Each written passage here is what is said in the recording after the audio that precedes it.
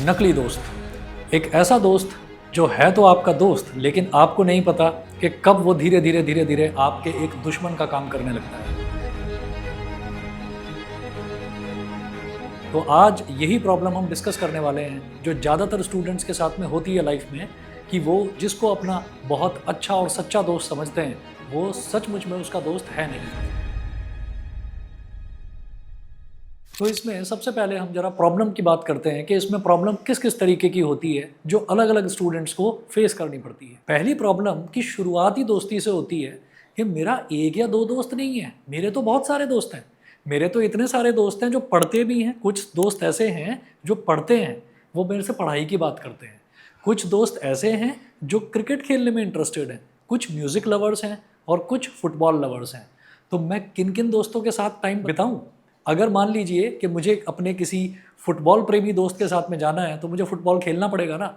अगर क्रिकेट वाले दोस्त के साथ में जाना है तो क्रिकेट खेलना पड़ेगा, और म्यूज़िक लवर्स के साथ जाना है तो मुझे ज़रा सब म्यूज़िक के लिए भी टाइम निकालना पड़ेगा। तो एक नन्ही सी जान कितना कितना टाइम निकाले, और साथ में आपको अपनी एकेडमिक्स भी देखनी है, आपको अपने ग्रेड्स भी मेंटेन करके रखने हैं। तो ये जो प्रॉब्लम है, हैविंग टू मैनी फ्रेंड्स आपको कहीं का नहीं छोड़ते। तो सबसे बड़ी प्रॉब्लम ये है, टू मैनी फ्रेंड्स। इसके बाद दोस्ती से रिलेटेड एक और सच्चाई भी है सामने, जो थोड़ी सी कड़वी है, कि जब हम 8th 9th या 10th क्लास तक होते हैं तब तक हमको लगता है कि ये हमारा बहुत अच्छा दोस्त है, या ये हमारा बहुत फेवर करता है, ये हमारी हर तरह से मदद करता है।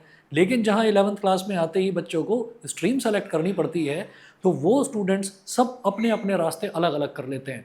तो एक बच्चा जो अपने दोस्त को ही अपना सब कुछ मान बैठा है, जिसका दिन ही दोस्त के बिना शुरुआत नहीं होती दिन की, तो वो जो स्टूडेंट है, वो जो बच्चा है, उस बच्चे के मन पर बहुत गलत असर पड़ता है।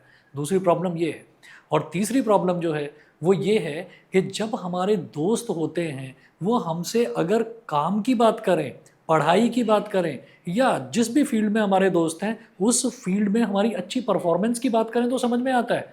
वहीं जब दोस्त हमको दूसरा रास्ता दिखाने लगते हैं कि अरे छोड़ना, क्या रखा है इन चीज़ों में, तो वहाँ से हमारा नुकसान शुरू हो जाता है। दोस्ती के फ़ायदे की जगह नुकसान शुरू हो जाता है।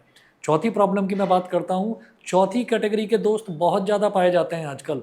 हर स्कूल में, कॉलेज में, यूनिवर्सिटी में मिलेंगे, बैठे रहेंगे आपके पास, सब कुछ तैयारी करके बैठे होंगे, सारी प्रिपरेशन खुद की उनकी बहुत अच्छी होगी, लेकिन बाजू वाले को बोलेंगे अरे छोड़ना यार, क्या रखा है इसमें, अरे कर लेंगे ना, अभी तो बहुत टाइम पड़ा है, अरे एक रात में करके हो जाता है, ये टॉपिक इसमें है ही क्या, ये तो बच्चों का खेल है। अब आपने वो टॉपिक पढ़ा नहीं है, लेकिन आप अपने दोस्त को अपना दोस्त समझते हुए उसकी बातों में आ गए। आपको लगा कि जो आपका दोस्त कह रहा है हाँ आसान है, आसान है तो हाँ आसान ही होगा जब इसने बोला। और जब आपका सच्चाई से सामना होता है तब तक देर बहुत हो चुकी होती है। सामना कब होता है? एग्ज़ाम से ठीक 1 या 2 दिन पहले। और इतनी कम टाइम में कोई ढंग से प्रिपरेशन कर नहीं पाता, और कुछ समय बाद जब रिज़ल्ट आता है तो आपको पता चलता है आपका वही दोस्त बहुत अच्छे ग्रेड से पास हुआ है, और आप स्ट्रगल कर रहे हैं जैसे तैसे पास होने के लिए।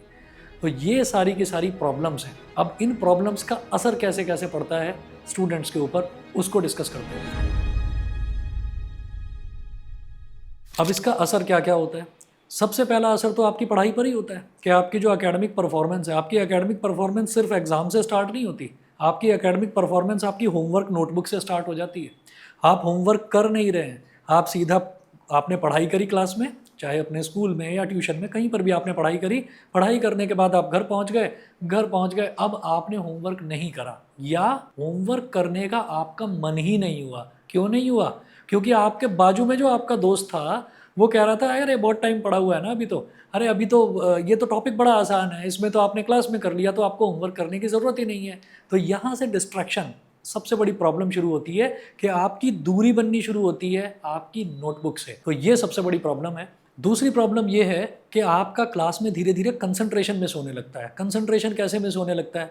आप पढ़ तो रहे हैं क्लास में, लेकिन आपके बराबर में जो आपका दोस्त बैठा हुआ है वो आपसे पढ़ाई की बात नहीं कर रहा है, वो किसी ना किसी ऑनलाइन गेम की बात कर रहा है। सबसे बड़ी प्रॉब्लम ये भी आजकल बनकर सामने आ रही है कि बच्चे ऑनलाइन गेमिंग में बड़ा अपना टाइम स्पेंड कर रहे हैं। और एक अच्छा स्टूडेंट जो वाकई में सब कुछ अच्छे से पढ़ाई करना चाहता है, अच्छा परफॉर्म करना चाहता है, वो स्टूडेंट अपने घर पहुंचता है, और घर पहुंचने के बाद करना तो उसे होमवर्क चाहिए, और लेकिन वो अपने दोस्तों के साथ में बिजी हो जाता है। एक गेम चलता है पबजी, तो वो पबजी का जो गेम है, वो पबजी आप तो जानते ही हैं, पबजी ने न जाने कितने स्टूडेंट्स को बर्बाद कर दिया। तो ऐसे न जाने कितने स्टूडेंट्स हैं कि जो पबजी में अपना टाइम 1-1 घंटा 2-2 घंटा बर्बाद कर देते हैं, और करना चाहिए उन्हें होमवर्क, और वो होमवर्क ना करके इस गेम में अपना टाइम सारा का सारा बर्बाद कर देते हैं। और फिर जब होमवर्क करने बैठते हैं तो तब तक तो माइंड से सारी चीज़ें निकल चुकी होती हैं। तो यहाँ से धीरे धीरे आपकी एकेडमिक परफॉर्मेंस या आपके एक एक चैप्टर धीरे धीरे वो बैक फुट पर आते चले जाते हैं। और फ्रंट फुट पर आकर कौन खेलता है? पबजी। एक और कैटेगरी भी होती है स्टूडेंट्स की, जो आजकल फास्ट फूड्स है ना अलग अलग तरीके के, for example momos, chilli potato, spring roll, ये जो सारे आजकल फास्ट फूड चल चुके हैं जो कि आपकी हेल्थ के लिए कहीं से भी अच्छे नहीं हैं।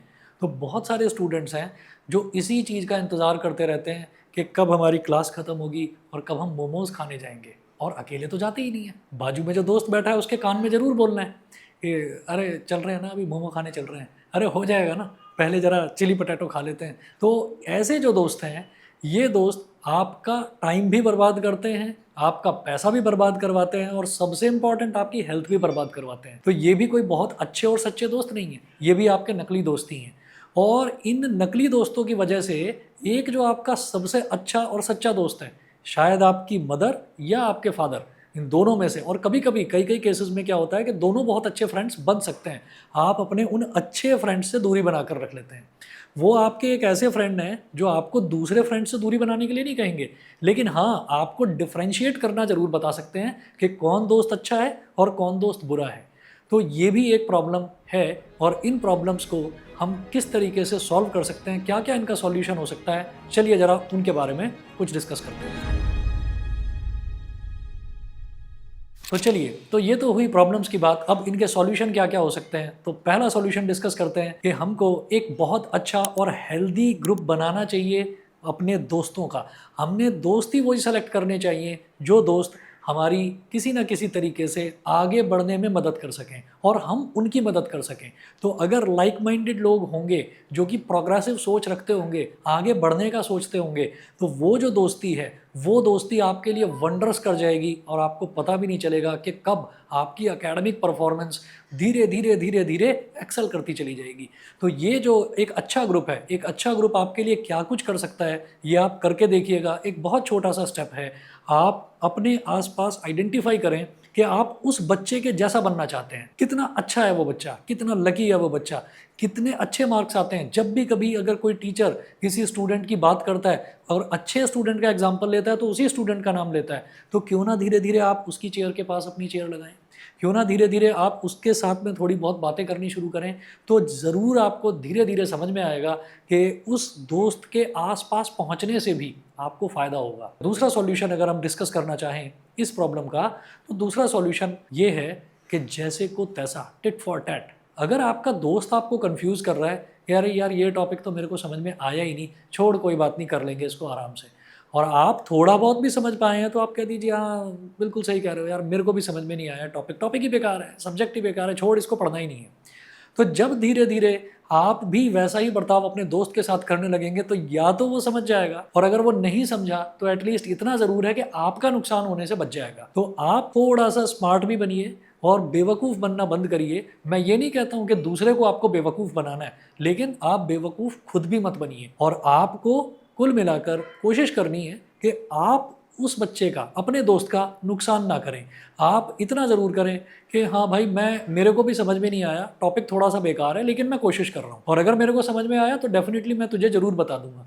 तो अगर थोड़ा बहुत उसको भी लगेगा कि हाँ मैं अपने दोस्त को मिसगाइड कर रहा हूँ, तो शायद वो आपको मिसगाइड करना बंद करें। लेकिन जो नतीजा है, इसका नतीजा सिर्फ इतना है कि आप अपना टाइम वेस्ट ना होने दें, खुद उसकी बातों में ना आए। तो कुल मिलाकर सारा कंक्लूजन हमारा ये निकल कर आता है कि अगर आप इस नकली दोस्त नाम की प्रॉब्लम से अगर आप छुटकारा पाना चाहते हैं, तो इसका सबसे अच्छा सॉल्यूशन यही है कि surround yourself with good students, with good human beings who have a collaborative mindset, जिनका दिमाग का सोचने का तरीका, उनके बात करने का तरीका आपसे मिलता हो, या जैसा आप बनना चाहते हो, वैसे स्टूडेंट्स के साथ में आप अपना ज़्यादा से ज़्यादा समय बिताएं। तो उम्मीद करते हैं कि आपको हमारा ये वीडियो एक छोटा सा सॉल्यूशन पसंद आया होगा, और अगर आपके कुछ भी सजेशंस हैं, कुछ भी कमेंट्स हैं, तो ज़रूर हमको आप कमेंट करके बताएं। And please do not forget to like, comment and subscribe. Thank you so much and thanks for watching.